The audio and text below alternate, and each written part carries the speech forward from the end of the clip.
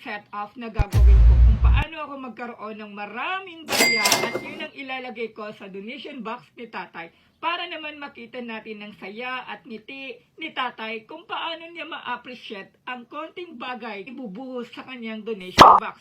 At yun naman ang very exciting dito kasi mapapanood natin kung paano ko babalikan si tatay sa labas ng inasal kung saan kami naging meant to be ni tatay.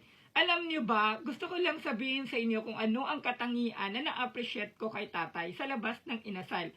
Nung time na nagtambay ako sa labas ng inasal ng mga ilang minuto, doon ko pinagmasdan at nakita mismo kung gaano kahirap ang hinaharap ni tatay, napakainit ng panahon. Kaya hindi talaga ako nagdalawang isip na lumapit kay tatay at bumili ng palamig sa inasal. Nakita niyo naman sa unang video na in-upload ko with tatay.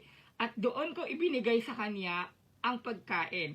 Si tatay naman ay appreciated sa mga maliliit na bagay. Yun ang napansin ko kay tatay. And this is, I think, my second time. Yes, second time na gusto kong balikan si tatay.